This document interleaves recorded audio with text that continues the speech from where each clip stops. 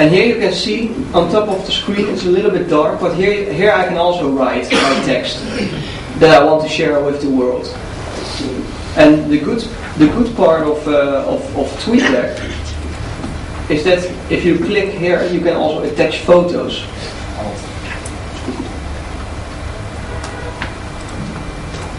For example, I see that I have here a photo on my website. It's a photo of myself. Testing in Bangladesh. I created a message, and in order to make it retrievable for all you who are following the conference, and then it's just a matter of clicking enter. And probably this will take a little bit of time because I attached a multimedia file, so the internet is working now. Yeah. The hashtag BD11 is not unique as such. No. So it can be appear in something which has nothing to do with the Bangladesh conference. Yeah. Yeah. Did you already see examples? No, but if you check for BD11, then you find more stuff. Like shouldn't users not more creating a unique hashtag to make sure that it only appears in a specific subject? That's in the preparation of this conference. We were thinking of hashtags, and because with Twitter you can only use 140 characters, so the hashtag that you're using or the identifier for this conference should be as small as possible. So I tried to do BD 2011. That was already taken by a company that was heavily using that tag, and I didn't want to involve you in conversations with somebody who's not in the same community. Then I found BD 11, and that was also being used by a couple of people. And BD is used by Dutch people who are going to a festival, a music festival, in 2011, which is in the summer. And because there were only 2 people who used it, I thought I take it over, and you will all use it more, and then they will also realize themselves, oh, but there is already a group in Bangladesh that took this one, so we need to invent another one. So I just claimed indirectly this keyword, because for them it's not attractive to use BD11 now, because there are so much things talked about what we're doing here instead of the music festival in the Netherlands. And then I was also thinking, maybe we need to have the hashtag Bangladesh conference, but then you have the problem that you use too many characters, and then you can't write anything to people. So that's also a consideration when you introduce a hashtag for your own group. Make it as short as possible, but also find out whether it hasn't been used that extensively, because it should be unique. I don't find the option, picture uploading option. Because you are now at the website, right? The Twitter website. Yeah. That's the problem with the Twitter website itself, and that's the reason why a lot of companies are developing applications for on your mobile, for on your iPad, or on your desktop. Like this, if you go to tweetdeck.com, you can download this application, and it looks, I will touch on that a little bit later, but it looks really chaotic, but this is a way to write messages, but also attach pictures, what I just did. So I wrote a message, test, like a message that you can see down there and on the left column, testing in Bangladesh, BD11, and you can see I have attached that picture now, and that's my picture. So with applications, third-party applications, it is way better to use Twitter rather than the Twitter website itself. Do people agree? Like the heavy users?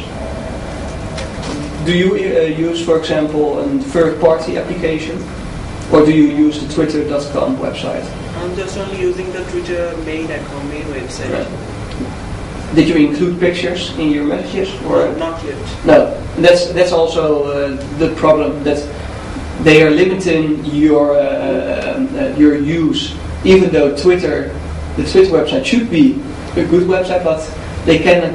I think they they gave it away to third-party organizations to develop this better. Is there any big difference between new Twitter and old Twitter version? Big? Yeah, there is. Let me see. I saw a link. Like this layout is, they call it a new version of Twitter, and you could change to the old version. But let me see where I saw that. Yeah. So if you click on your name, and my apologies for it's so dark. But if you click on your name, you get a menu option of four menus. It says settings, help, switch to old Twitter, or sign out. So let's click on switch to old Twitter to see what the difference is.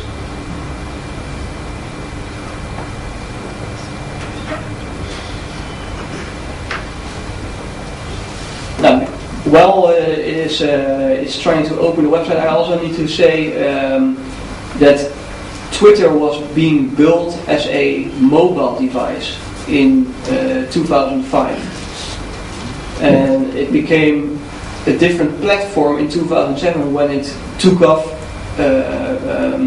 enormously and used by a lot of people, because they also changed to a website environment. So they are. It's a really good tool on your telephones, and a little bit less on the internet. But search, on the other hand, is really good. But you can see, I get a problem. Twitter is over capacity. I'll just try it one more time. But there you can see the switch from the old to the new. Can somebody highlight some differences between the old and the new? No? Design. Yeah, it's design. Yeah, you can see this is now the old layout. This is the design. Yeah. The new layout works better on an iPad. On an iPad, okay. Yeah. But you can see that the black column on the right is not so big as in the new one. So there's more room for the messages that has been published here. So that's a personal decision, I think, whether you want to use the new or the old layout. Now, I already touched on some issues, also TweetDeck, and every time when I'm talking, you see on the right corner a message popping up, and that means that these are messages that are being published in my network. So I can also see, while I'm writing a message or writing in a document, I can see that new messages have been posted.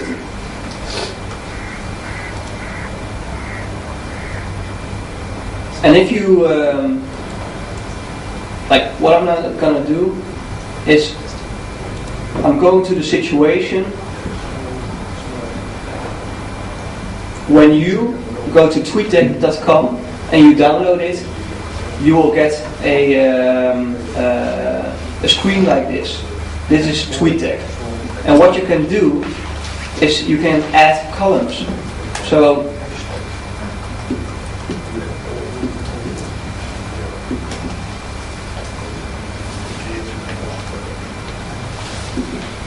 let me see. It falls a little bit outside. But when you can see here on the icons, you can add a column for Twitter, you can add a column for Facebook, MySpace, LinkedIn, Buzz, and Foursquare. Now we already have 3 profiles of that. For example, I want to include my LinkedIn profile. It's a pity that I can't see the rest of the.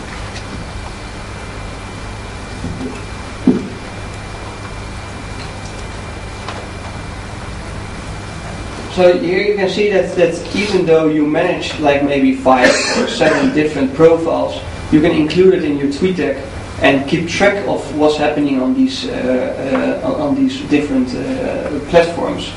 So you can see that I already introduced to you the RSS reader and iGoogle, in which you can have an overview of what's happening in the interested areas on the internet.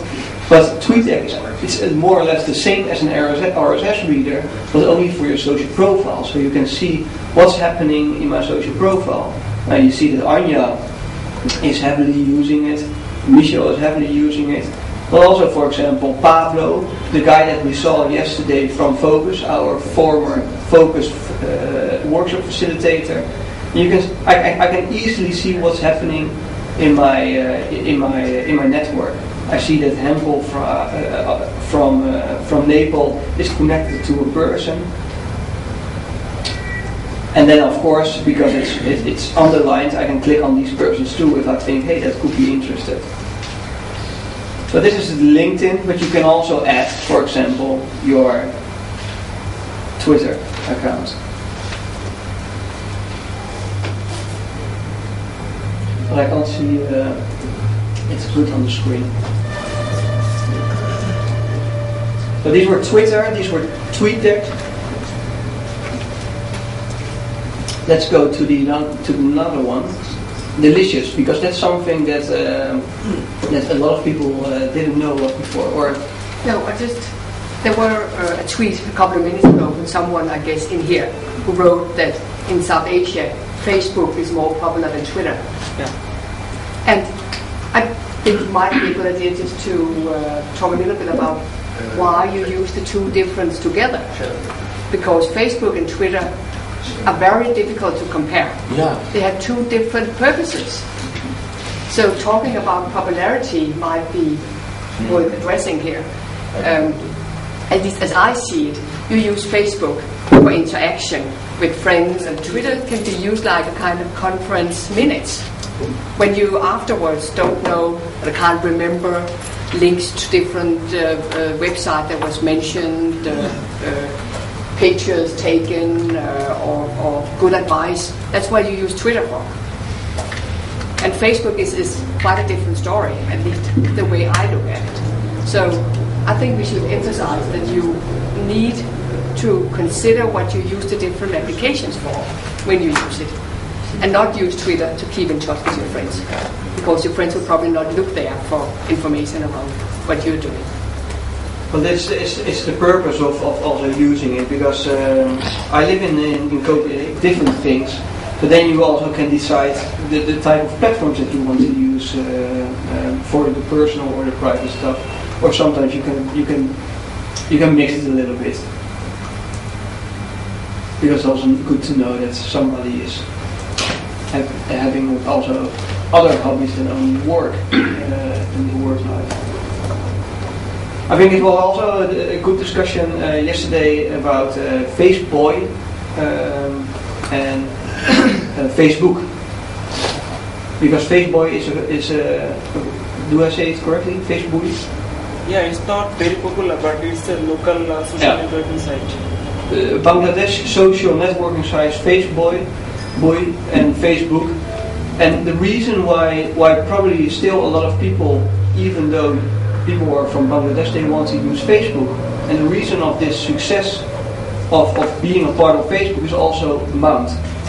The higher amount, the more useful social media tool becomes. It's also with Twitter, there are now millions of people using it. With Facebook, 500 million. And because it's becoming such a big community, it's also easier to let your message go to really a lot of different networks to get an answer on your question.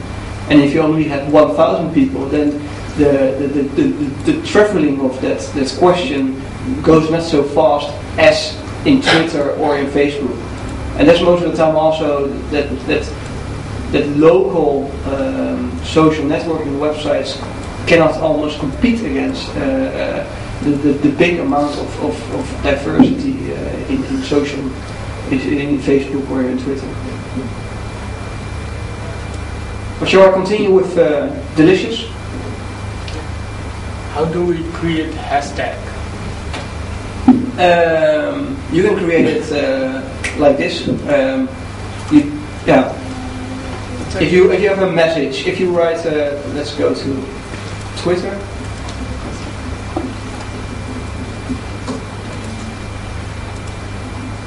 Now, how do you create a hashtag? A hashtag is this.